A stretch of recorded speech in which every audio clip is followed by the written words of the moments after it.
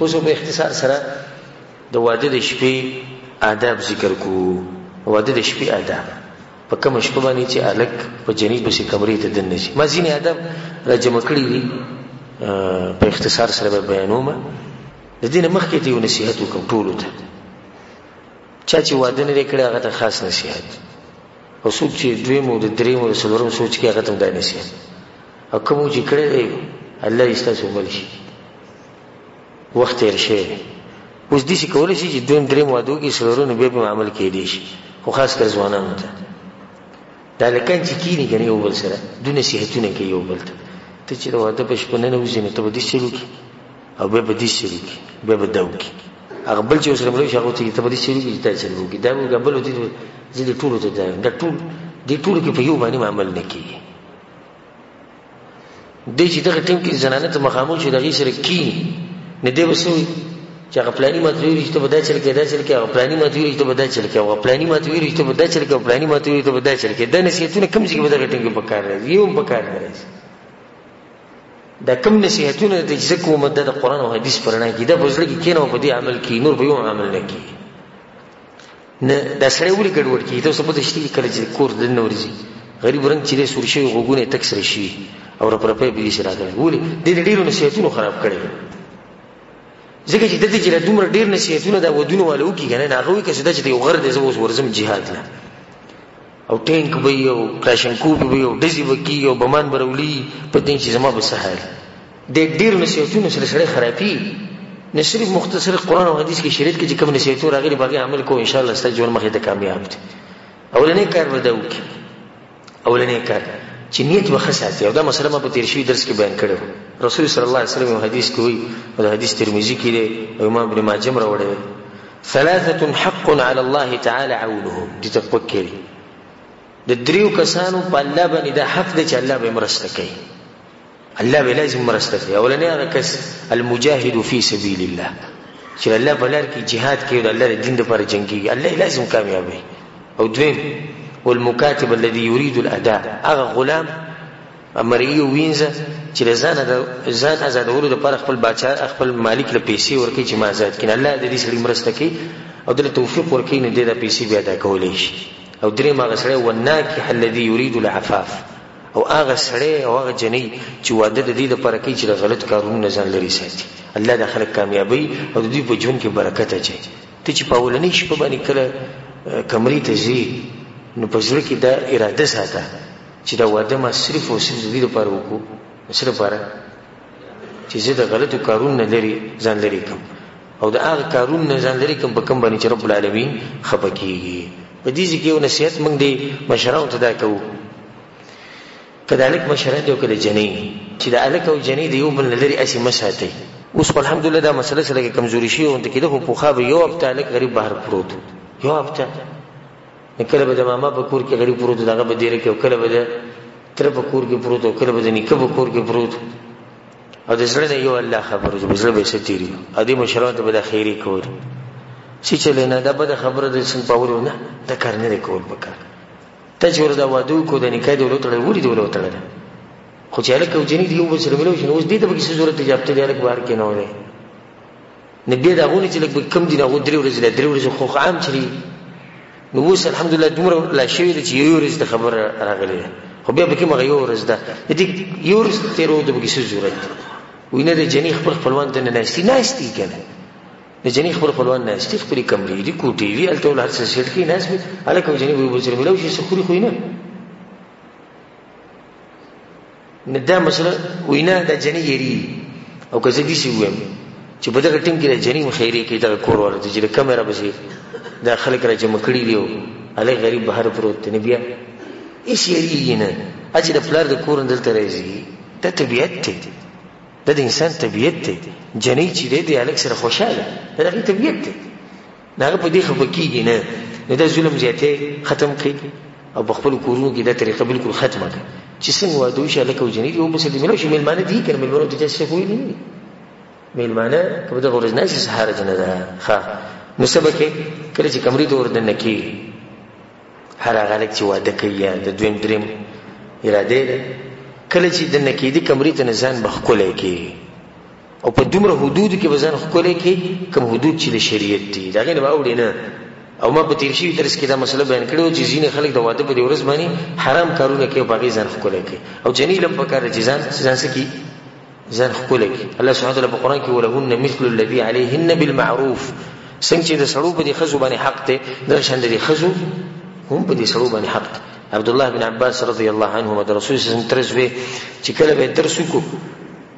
او کور ته بدنته نه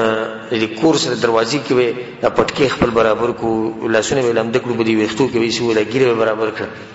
دا شاګردان چې ورسته پوښتنه کوي چې کور ته روزانه دا چرکه توري دا چرکه هغه ته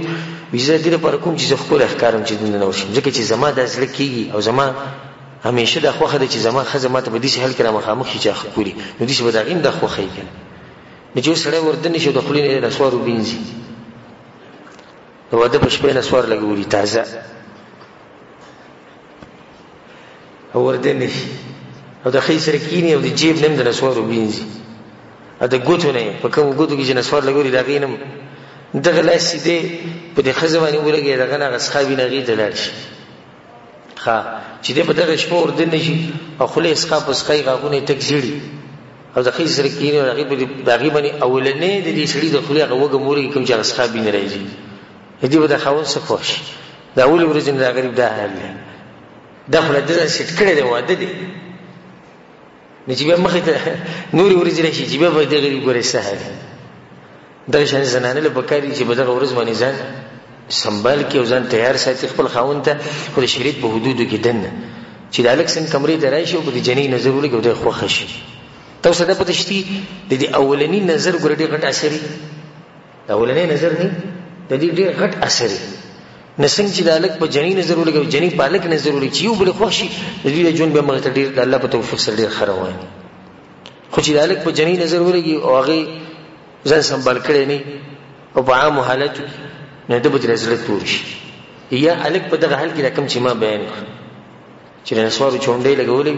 او یا سیګریټ اسکري او د خلینې د اسخا بند لوخړي رواني او دغه سره بکټ کې نه سي دغه بدی شي چې راوړي ورځې نه بدی شي به مخ کې وسره مخ کې به دغه سره زړه نه لګي نه ولنه کار بداو کی بل بدا کارو کی چې کمرې ته وردن شي نو سلام به واچي دا طریقه د شریعت کمرې ته وردن شي السلام علیکم ورحمت الله وبرکاته هغه به دې جواب ورکړي ځینې خلک دا وی جاهلان وی په خزه باندې څوک سلام نه چې ځکه چې سړی کمزور ښکاري خو رسول صلی الله علیه وسلم وی زمونږ پیغمبر چې د غیرتیانو غیرتی دی او پاکی چې څومره غیرت نور لا پچا کې نشته د الله نه ورسته غیرتی انسان او په مخلوقاتو کې غیرتی مخلوق هغه څوک دی رسول صلی الله علیه وسلم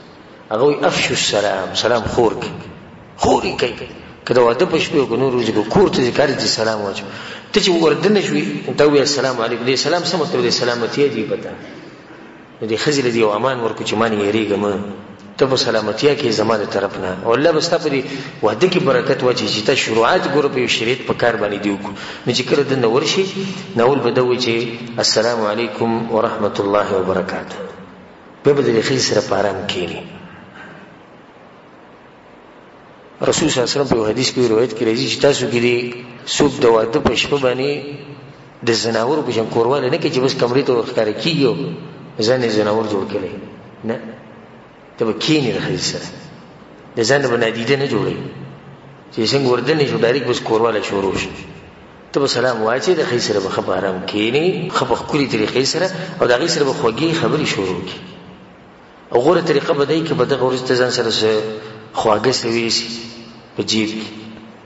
یا په کمره کې د بیوزیک یا خودي او به د په دغه شو باندې غیره په خپل لاسونی په خله کې ورګي سبحان خوان مکه او دا خزه به د دې سړی نه څومره متاثر شي تاسو یې متاثر به شي کنه غلی ناسي لکه دا مسلې چې سره شي نه غالبا خطر ودونه کړی د دې خزه به څومره د دې زړه کې به د خوند پر یو ځای چته اول راتلو سره ګوره ماره په خله کې دا مټای را کړه دا چاکلیټ را کو خو دا به وی چې دا خوند خو په روان مستقبل کې هم ډیر خساتي یو اثر به وشي ښه جنیلم په کار چې یو هدیه یو گیفت یې خو دې چې لکه کمرې ترې خبره ترې شوې دا ولم د خپل طرف نه شعور کې هغه هم څه خوشاله شي بیرورو دا غي سره خبري شروع کی او دلیل ګوره په دې مسله باندې دا دی حدیث د اسماء بنت یزید رضی الله عنها هغه چې قینت عائشه رضی الله عنها لرسول الله صلی الله علیه وسلم رسول الله صلی الله علیه وسلم چې کوم شپه باندې عائشه نه بسیتو نو ما تیار کړی و عائشه نه ما تیار کړی و او رسول الله صلی الله علیه وسلم ته می تیار کینولې و نو رسول الله صلی الله علیه وسلم راغی دغه په خوا کې کېناست او بیا یې سجرو کو رسول الله صلی الله علیه وسلم مالوخه ورکو د پیو نو رسول الله صلی الله علیه وسلم پیو وسکو او به په خپل لاسونو غیله ورکو چاله ورکو عائشه رضی الله عنها نو هغه خپل سر دې کته کو شرمېده ځان په دغه ورشپه باندې جره شرمېږي نو یزو ته قار شو وزو ته قار شو مو دې چې ګور رسول الله صلی الله علیه وسلم د لوخنی ولې ته چره سر دې کوزنی ولې بیا هغه غلوخه واغستو هغه پیو وسکو او در رواني چې څومره مسلې زوس بیانوم کنه په دې کې بدانه وایي چې په دې کې خو شرم او حیا او په مجلس او دا حدیث ته چا دی د رسول صلی الله علیه وسلم د زموږ شریعت او کدا مسلې ما واضح کړي ان شاء الله زموږ د شریعت نه مجاخي ختم شي چې څو پوری دا پټي نو یې سنت کی او دا کومې طریقې چې د زخم کې بدی د عملو کو ان شاء الله واده به کامیاب واده نه ته وسې شروع کی اول به د خزل سور کی بیا به د غیسره آرام کینی په دغه سره به خوږی د مینې محبت خبرې شروع دي چې نه تکینو په نصیحتونو سره شي زموږ د خلکو یو رواج جوړ شوی د مشرانو نه روان دي چې کینې بس دې به تقریر شروع کی زما د مور پلار به ډېر خیال ساتي زما د ورونو به خیال ساتي زما تر زمون نه جی ماما زمون نه جی کاکا زمون نه جی دا صحیح ده دا نصیحتونه وته کوم دا نه چې نصیحتونه مکو صبر وکړه نوی ده نوی جنې ده عمر به کمی یریږي د ګروپ پیډه کینو سره خبرام خوږی خبري شروع کړه دا ول د تقریر شروع نو دا غي سره خبرام کینی بیا د دیناستي یو طریقې مثال تاسو سره کیناستي مرورو په دې خبرو کې ته دغه په لاس مې لاس کیږي دغه په لاس مې لاس کې دي سره هغه مینه محبت هغه کوم ماحول چې دغه خزيتي او دا خزه به هم په دغه کې شي چې زما د خوند په ما مینده او بل د چاګې ته په تړي سنجیده سره ښکار شي ته سنجیده خو چې کله د تکینی اول خو بغیر سلام نه وردن نشي چې څنګه وردن نشي نه دا بګی نشي چې خواږه سره دی خزي لور کی دا بګی نشي بس خې سره بکینی ته د شکاروږي چې زما د مور پلار به ډېر سخت عزت کوي خو دا غو عزت ته ونه کو نو زبر سره دي شالو کوم چې چاره سره کړي نه به د کور کې به دي زینی او طلاق کړي ونه دا واده ورني شپې ته ګورو ته به طلاق خبرې کوي زبر دی و او زبر دا کوم دي څه د ضرورت سره دا غي څه ته خوږی خبرې شروع کې په خطرې قبانه بیا رسول صلی الله علیه وسلم یو طریقه مونږ ته خولې دا وغه دا چې کړه خپوره غب شپوله کې دی شو نو دا غینه بعد د پکړ دی چې دوی 2 رکعات مونږ کی او د خپل نوی ژوند شروعات په څه باندې وکي په منځ باندې دی ژوند کې ډېر سخت برکت او دغه حدیث ابن مسعود رضی الله عنه او د ابو سعید مولا ابي او سید مالک ابن ربيع دې حدیثونو کې دا مسله راغلي چې په کوم ورځ باندې سړی په کوم شپه باندې سړی په خزي بسي ورشي نو په کار دی چې دویم 2 رکعات مونږ کې او د خزه هم 2 رکعات مونږ کې تاسو څه ګمان دی په دغه واده باندې او څه سوچ دی چې هغه د منځ نشورو شي نو دغه ژوند به مخکې کامیابی کنه وي دا به کامیابی دغه چې شروعات د الله سبحانه وتعالى په بندګۍ باندې وشو او بیا چې دغه ټینګ کې د سجده کې الله تعالی سوال وکړي چې الله زما دا واده د ژوند و شروع کی ته به برکت واجب ته مال طاقت راځي ته مال توفیق راځي څومره خپل ژوند به د دې سړي د بده ورځ باندې د کار کول پکار دي دا غینه بعد کبل پرز د خزیله د کوروالي دعوت ورکی او خزي وته وی چې نه ځکه چې خزه په دغه ورځ باندې ناشنا خزه ګور پر دې خزرای شي د سړي سره ملو شي لازم پای باندې روي نو کبل پرز د خزي دې منکو چې نن بنکو نو دې وسه کوي خپل به رټینګ کړی نه په دغه ټیم کې به دې حالات ته وګوري چې د خزه پرو کې دا په یره کې دا هیڅ خبر نه کړي یو شپه د واده د ولنې شپه چې د بغیر د کوروالي نه تیر کی پس دې هم ځان غره کې دې ته سنجیده انسان او خيار انسان ګره او خيار انسان هغه چې د مخامخ سړي هغه حالات سره چې گزاره کوي او داغه په حالات باندې پويږي د مخامخ سره اوس په یره کې پر دې سره نه एकदम په ما بصیراله او یک زما کور ته راځي خیر زما گزاره وکړه نو دولت دعوت ورکو او هغه انکار وکړو نو څه خبره نه ده ښه بیا که بالفرض هغه انکار ونکړو او د کورواله کول غواړي دا غي سره دا کوملک چې واده کړی د کورواله نو کورواله په هغه طریقه نه کوم چې رسول الله صلی الله علیه وسلم په حدیث کې منع کړی د زناورو په شان چې एकदम دزو کورواله شروع شي نه دا غیر مخکې ډیر کارونه چې هغه د عربی کې مقدمات وي او دا غیر سره د موسم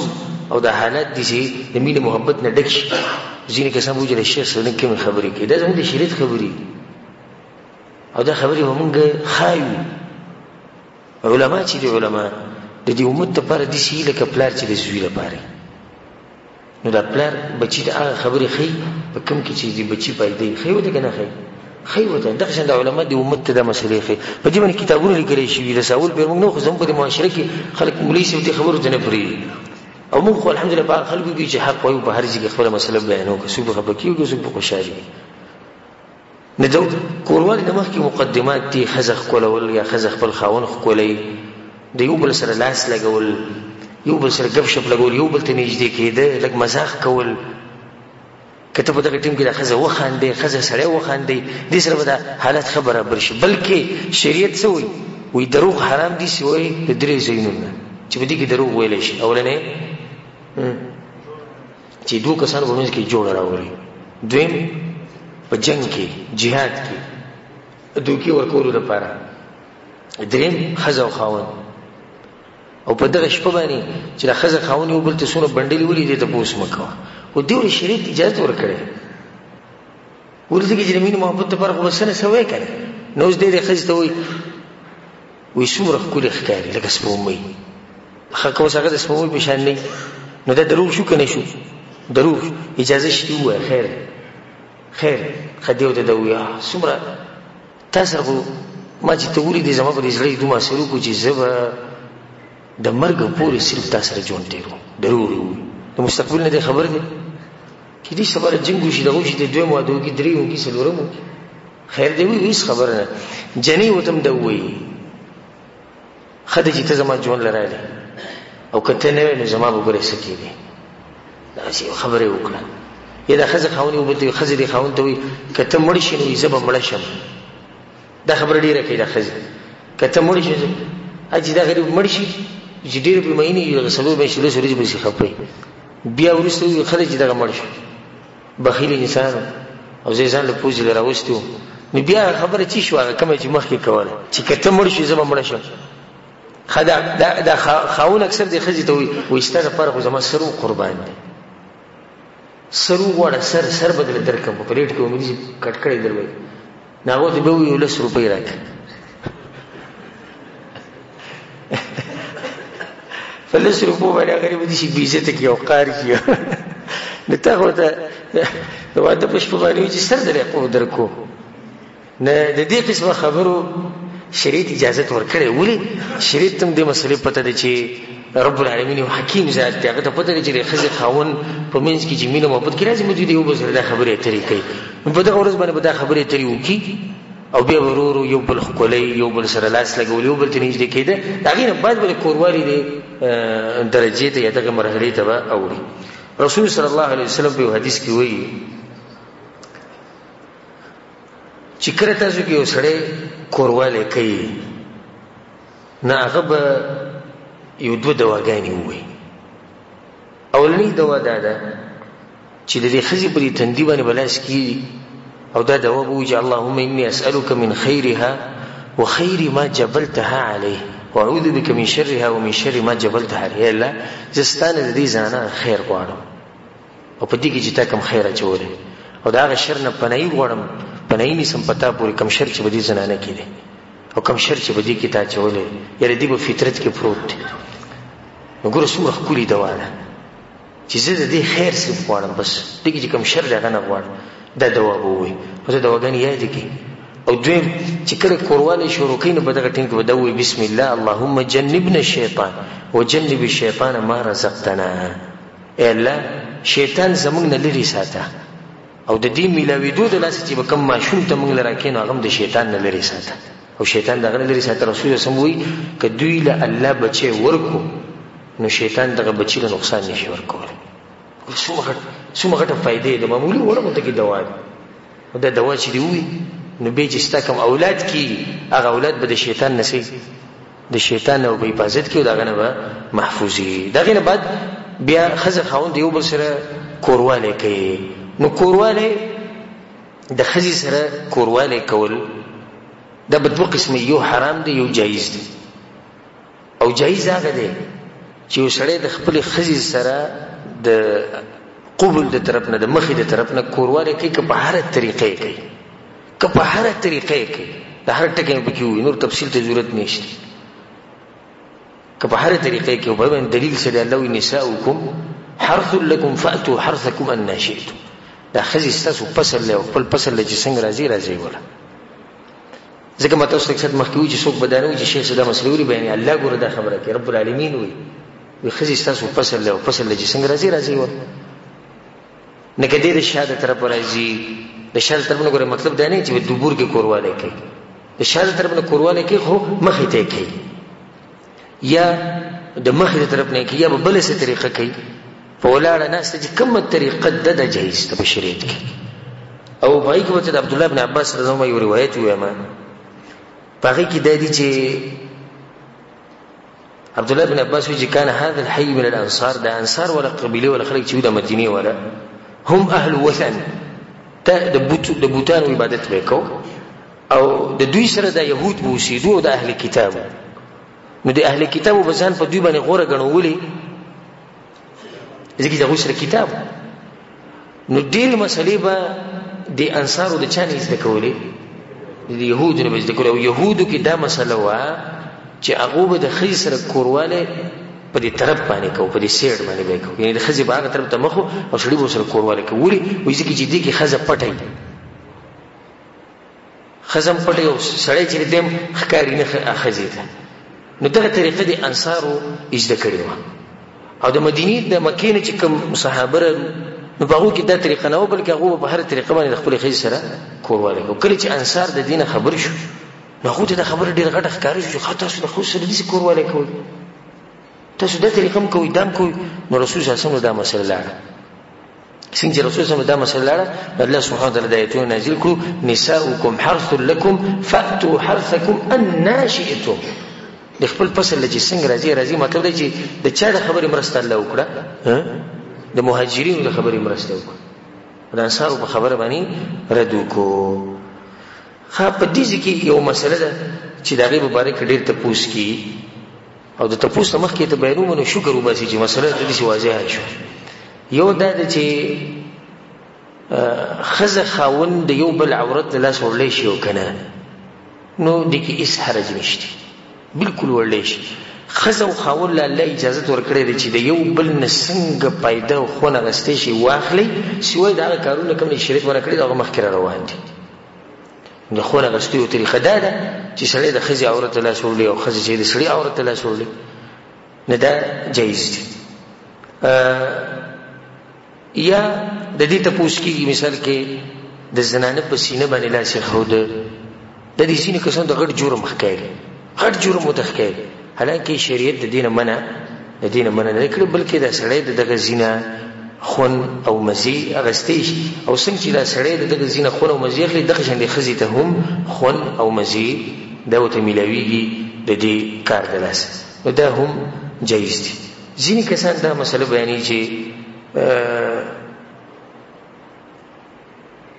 ښځې ته لغړ نشي کتی او ښځه خاوند ته نشي کتی کله چې هغه لغړي. دا مسله کمزوري ده او بلکې ځینې کې خلک به دا دلیل ورکوي څه نقصان یې څه دی، بچي ړانده پیدا کېږي او دا ښځه خاوند هم ړندېږي، الله بې دغه مرض بیا راولي. او دا کمزوري خبره. ښځه خاوند چې د یو بل نه خون اخلي په هره طریقه یې اخیستی شي. او د خوند اخیستو یو طریقه دا ده چې سړی ښځې ته داسې وګوري.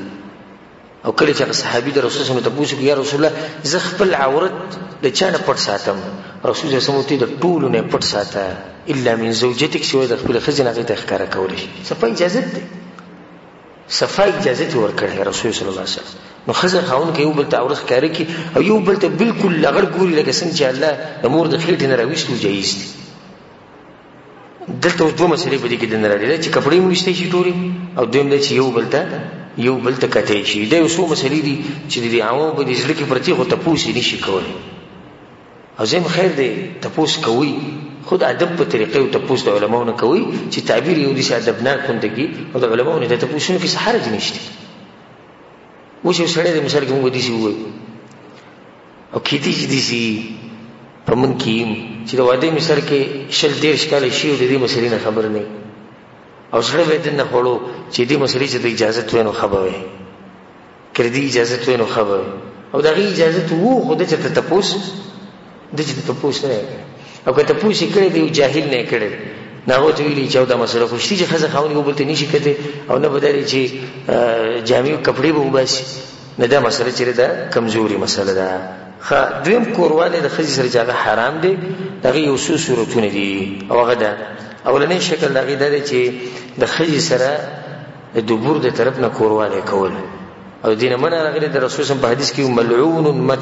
من اتى امراه في دبرها. هغه شی ملعون دی او لعنت پیدا کوم شی چې د خزي سره د شاده طرف نه کورواله کوي. او ډاکټران اوس په دې باندې دغه کړي دي سرچ بکړي او په دې کې هغه بشمار نقصانات راوستي چې کله خزه چې کله خاوند د خزي سره د دبر د طرف نه کورواله کوي. رب العالمین چې یو شی حرام کی کنه اسینه حرام هغه د مخلوق پیدا کړي د وخت ښه خبر ده چې دوی ته پس کې نقصان دی او پس کې فائدہ ده. نو په کم کې چې ته نقصان نه به کول اجازه ورکو او په کم کې چې ته نقصان نه شي وي دا حرام دي. نو دبور کې کورواله کول حرام دي. نور د دبور نه هر قسمه مزي غسته ده جایز دي. صرف کورواله نه من راغلي چې درځي کې برخې سره جما نه کوي. دویم چې کوم جما حرام ده غدا چې د روجي په حالت کې خځې روجي نه وي تاسو کورواله کې دا حرام کار ده. درشن د احرام په حالت کې د ټیمونو کې کورواله چې ده هغه حرام دي. د حایزي زنانه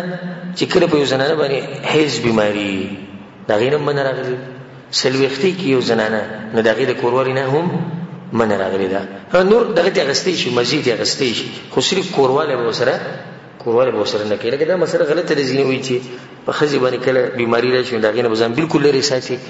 یا سلوختی به دغه نه بزن بالکل لري ساتي. دا کمزوري خبره ده بلکې د هر قسم مزید د خزي نه غستې شي خو صرف دا چې کورواله به سره کورواله نه کوي.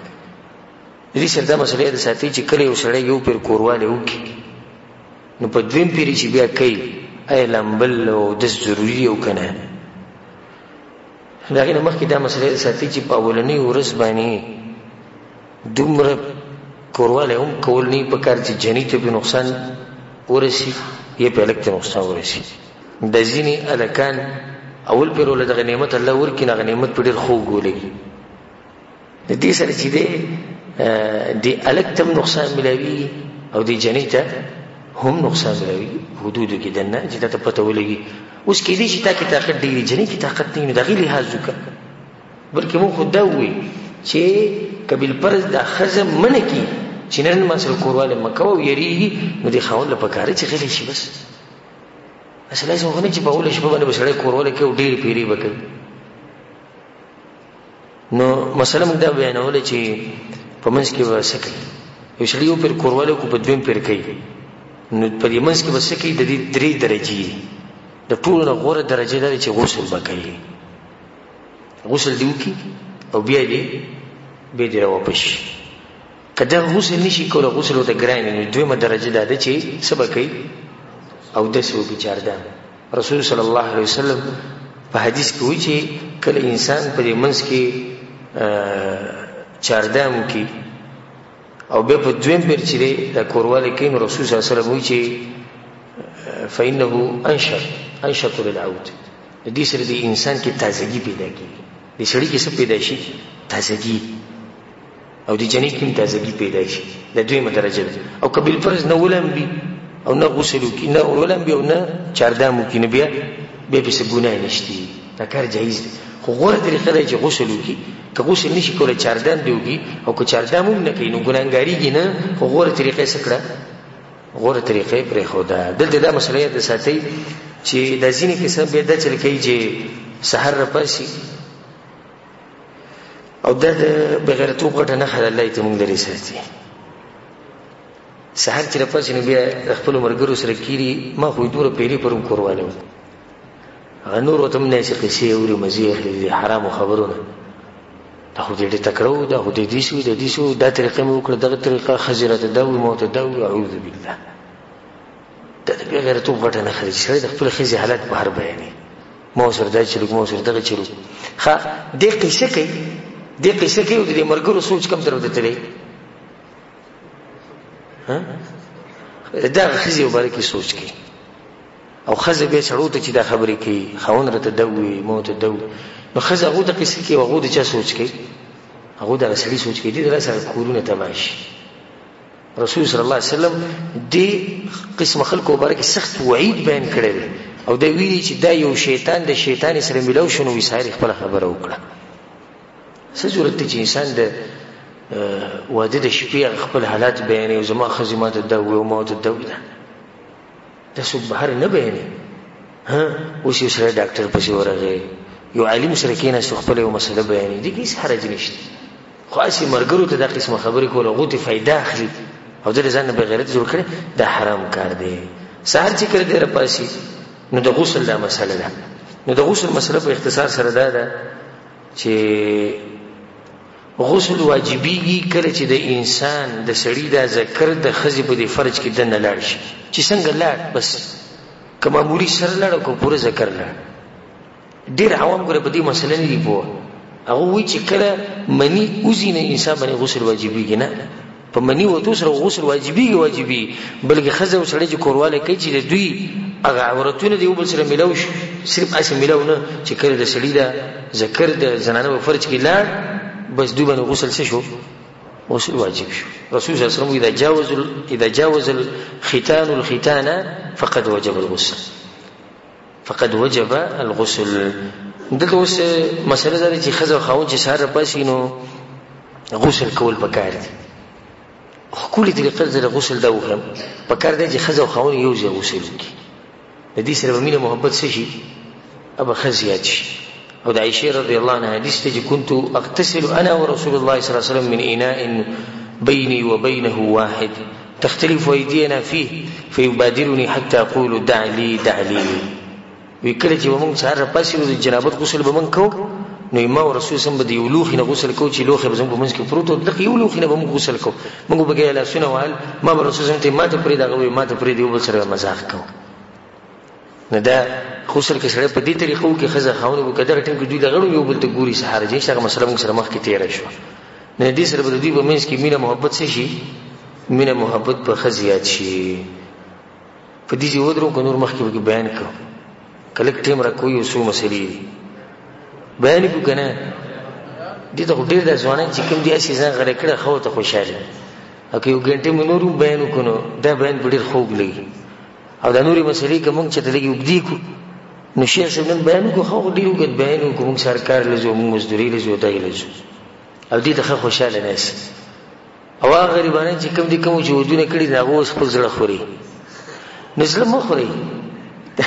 تاسو د دویم واده وکړئ، درېیم وکړئ، څلورم وکړئ، الله دې تاسو له طاقت درکړي. که عدل او انصاف کولی شئ او طاقت ته به کېږي، د سبا نه بل واده وکړه. او که نه طاقت ته سره نه وي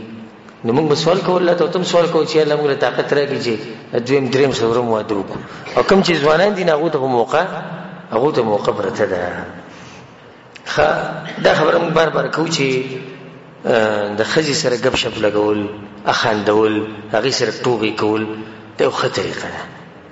او په دې کې ځان سپک مه ګڼه. لکه مثال اوس ته کمرې ته دننه راغلې او ښځه ناسته، تا ورله په دې سترګو باندې لاسونه کېښوي، یو قسمه مزاح، یو قسمه ګپ شپ. نور هر انسان ته دا قسمه طریقې معلومې دي. ګوره کله چې جابر بن عبدالله رضی الله عنه واده وکړو نو راغی رسول صلی الله علیه وسلم، یا رسول الله ما واده وکړو، د هغه خویندې وې ډېرې او ورور یې نه و، او پلار یې په غزوه احد کې شهید شوی، او د هغه سړي پلار د هغه سړي زوی دی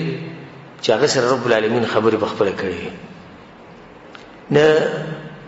د بیا واده وکړو چې لکه زما د خویندو حفاظت ساتي نو د یو مشر ښځې سره واده وکړو. نو رسول صلی الله علیه وسلم ورته واده دې وکړو، وایي پیغلې جنۍ سره دې وکړو که نه کونډې سره دې وکړو. یا رسول الله د مشر ښځې سره وکړو. رسول ته فهلا بکرا، نوي جنۍ سره به دې واده کړه، پیغلې جنۍ سره واده کړه. ولې؟ تلاعبها وتلاعبک، تا سره به لوبې کولې او تا به ورسره لوبې کولې، ځکه ته ځوانه ده کې اوس تا مشر ښځه راوستې نو سید ته خو ځوانې ته به لوبې وکړو، هغه مشر کوم ځای کې لوبې به ورځي. په یو حدیث کې راځي رسول الله تضاحکها وتضاحکک، ته به یې خندولې تا به خندوله که دا جنۍ کشره. نو ګوره دې کې رسول صلی الله علیه وسلم یو خبره بیان کړې چې ښځه خاوند یو بل خاندوي، یو بل سره مزاح کوي. زه دې ټولو کسانو ته دا نصیحت کوم، دا کومو چې خاص کر د کومو د بریتونه چې وینې ساسي، ته خو ته زه دا وایم والله که تاسو د ژوند مزه اخیستي، په الله دې قسم خورم که تاسو د ژوند مزه اخیستي. تاسو خو یو روټیني کار کړی، روټیني دې ته روټین وایي. واده لازم دی، واده وکړو، بیا بچي پیدا کول لازم دي، هغه یې وکړو. خو کوم مقصد چې اصل و د دې واده نه هغه ته میلاو شو، هغه ته میلاو نه شو. ښځه خاوند یو بل ته چې ګوري، ښځه چې خاوند ته ګوري قار وله ورځي، او خاوند چې ښځې ته ګوري قار وله ورځي. صرف دغه کوي چې د شپې سملي او کوروالی وکړي او بچي پیدا شي. د دې څه مقصد شو؟ ښځه خو هغه ښځې چې ته د ورځې کار کوې، په مزدورۍ کې، په مکتب کې ناستې، دفتر کې ناستې، یا مثال کې دیاړۍ لیدلی څه کار کوې او په زړه کې دې یو سوچي څه چې کور ته به کله ځم، چې کور ته به کله ځم. خو چې کله ته به کور کې پروت یو دا سوچ دي چې دې کور ته به کله وځم او د دې بګوي نه به الله ما کله خلاصوي. نو دې خو څه فایده نه شوه. د واده چې کوم اصل مقصد دی هغه میلاو نه شو. د واده اصل مقصد دا دی چې ښځه خاوند یو بل سره خوشحاله ژوند تېروي. ښه چې کله تا د ښځې سره په دې ښه طریقه ژوند تېرو، مذاق دې ورسره کوو، خوشحاله دې ساتله، نو د دې سترګې به همیشه په کوم ځای په کور کې په دروازه وي چې کله به هلک راځي. او یو دغه طریقه ده کومه چې عامه روانه ده. نو بیا دا ښځه دا سوال کوي چې یا الله بېروزګاره کوی د سره امان، ځکه چې په دې باندې ځان یو بوج پروت دي چې دا خاوند په دې کور کې پروت دی، خبرې هغه نه کوي، ګپ شپ هغه نه لګوي، نورې څه پیسې هغه نه کوي، خو دغه پروت دی او دا ورله ډوډۍ وړي غریب، او دا ورله کپړې وینځي، او دا ورسره خدمت کوي، او هغه دغه شان چې بد ګوري او کله مخ دې سره کوي چې ولې ګپ شپ نه لګوي، وایي دې سره سړی لږ سپک کوي. چا ویلي چې سپک کوي؟ رسول صلی الله علیه وسلم د خپلو بیبیانو سره ګپ شپ لګولی دی، مذاق به ورسره کوو، هغو سره مینه محبت کوو. رسول صلی الله علیه وسلم څومره دروند سړی دی، د امت سردار دی، د پیغمبرانو سردار. بلکې حدیث کې راځي چې رسول صلی الله علیه وسلم پیر چاردام کړه او داسې کړه او منزله وتو. نو په دې لارې کې څنګه چې منزله وتو، په دې لارې کې یو بیبي مخې له راله، نو هغې ښکل کړه او منزله لاړ. ګوره په دغه لږ ټیم کې رسول صلی خپله بیبي څه کړه، هغې ښکل کړه. د ماحول ته ستاسو خیال دی دا څومره ښکلی ماحول چې یو سړی د کور نه وځي او ښځې ته وایي ښځې زه لاړم او د الله په امان هغه ښکل کې وځي، دا ښځه به څومره خوشحاله شي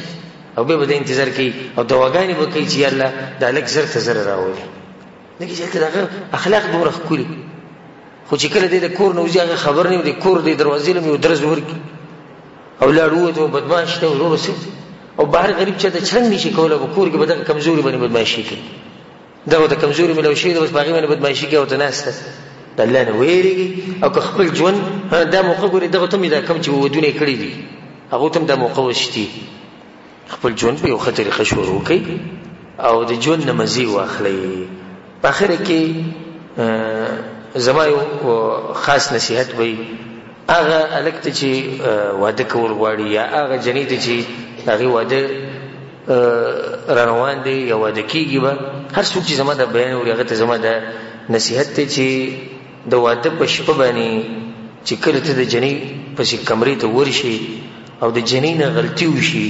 نو هغې ته په غټ نظر مه ګوره. ولې؟ لکه څنګه چې ته د دې شپې په باره کې سوچ کوې چې دا شپه به ګورې څنګه دغه شان د دې جنۍ په زړه کې هم دا سوچ پروت دی، هغسې د اسمان نه راپېښېږي. دویم نصیحت زموږ دا دی چې په ځان باندې یره بلکل به نه راولي. ځینې کسان چې کمرې ته وردنه کېږي د دروازې ورځي او بیا راځي او بیا د ورور سره مشوره کوي او د ملګرو سره دا به څه طریقې و هغو ته نه ورشه او شریعت چې درته څه ویلي په هغه طریقه عمل وکړه، انشاءالله په دې کې هېڅ هم نشتي، ستا ژوند چې دی هغه به ښه خوشحاله. دا خبره درته مو کوم چې دا کورواله ال انسان له خون ورکی چې کړه د انسان مزاج هغه ته جوړ شوی چې کړه د انسان مزاج صحیح هغه ته جوړ شوی و چې سړی د نورغه کمرې ته درز درز درز د سینې سکی درزي او د خري سینم سکی درزي او په دغه ټینګو د کورواله شروع دا کورواله به دوی له خون ورکی خون ورنه ورکی بالکل پارا مطمئن خبر کینی گب شپورګي وبوس کی خواږه سي وخوري داګه نه بچ گب شپ د بچ به شروع کی دوی له کورواله هم دا بوله خون ورکی او دغه نصيحت خو مونږ ټول ته کوو چې د خزي خاون جون مزه علي چې کله دوی د کور نه لري نو کله چې ته موقع برابرېږي نه خپل خزي ځان سره بهر ته بوزا خود کافرانو په طریقه نه او نه د کافرانو ملکونو ته طاقت تر الله درکړي بل ملک ته چکر ولګو که طاقت تر الله درکړي مکې ته لاړ شه مدینه ته لاړ شه د خزي ځان سره په چکر وباسه او ټول ته دا وایم کوم چې دلته نهسته مشران او کوم چې زما د بیان اوري کاغه پلار دی کاغه مور دی کاغه ورور کار سوچ په چا باندې ودا پابندي نه لګوي چې خزه به چکر لنه بوزي دا ژوند دی پرې چې خپل ژوند نه مزي واخلي دا خپل ژوند دي تیر کوو سره خو پرې چې مزي واخلي زموږ یو مرګره واغوي ما وې دا سره یو ورځ ډېر کلک کو ځکه چې مرګورو سره ملوي دم یو راته چې پلاني چې تم چکر ولګو بری چې پلاني چې او زموږ په کور کې سم دي چې قانون نه پېښیو چې چا مجال سوچ خبره هوې کړه نیمه ورځ په دې ځړ باندې ګټه کې خو دا خبره می جوړ کړو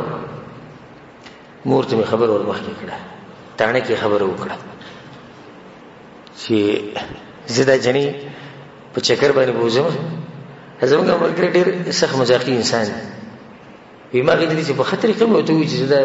خزک بوزم غریب څنګه شي وي صاحب عزت وي هغه ماته چې بوزي صحیح ده بوزي بچي بوزي وزړي څو خوشاله شو چې لکه دې مال دې زری اجازه ترکو وي چې وته مو دې ټینګ کړی بیا وایو وي ما چې زموږ د ګاډه ما وګورم چې پروګرام جوړ وي وي ما ته وي چې د الکان وسره بوزو د خويندو وسره بوزو وي ما دې چې چیرته نه زم د چکر نه توبه په دې کور کې زه دې سره ناشته چې تر اصله بهر مولېږي زه خو د خزه دې لپاره بار ته وباسم چې موږ له خپل وخت تیر کو ته ما د زړه خبرو کې زه دې ته زړه خبرو کوم یو ځکه چې ته روټي وخورو یو ځکه چې ته چکر ولګو لکه هواره باندې خولي ولګي لکه رومانسي غونډه کې موسم جوړ شي هغه درته وي دغه سره بوزوي الکان بوزو چې رکیم بوزو دا کار بیا ځان سره بوزي دیره پوره پلین کوچ راولې نه چې در بوزي بیا به مې چې چرته نو یا ورشو دوره به مې سره وینا کړی نه نو اوس اخر په دغه سوچ کې چې کړه به دا بوډا بوډۍ سکی چې کله به مري دوره تنګ شوی دی دې چې ګور ډیر خلک ته ګور ډیر وای نه چې بزره کې ته خبره پرته چې کړه به دا بوډا او دا بوډۍ مري چې زه خپل ژوند نه مزي واخله نو کله کله دې چې بوډا او بوډۍ الله دې مروږي جنور کې چې غریب کې دنیا نه چوټي شي لاړ شي خدای راوځي دا ژوند نه مزي ونه کړی زما ټول ته نصیحت ته مشران ته چې الله نه ویریږي خپل کشران به نه منع کوي او کشران ته مې د نصیحت ته چې کله د تم موقع ملاويږي د شریعت په حدود کې دنه د هر چا د حقوق خیال وساتي دا خزه ځان سره روانه کا چکر ورکا سمجه ست طاقت وی ګرځو ساو سره ذات کا خپل د زړه خبرو ته دا به د زړه خبرو کی او زړه ته دې خبر قسم خورم چې ست د ژوند چې وسومره مزي کنه دا مزه به ته ته ویږي کې نه راستي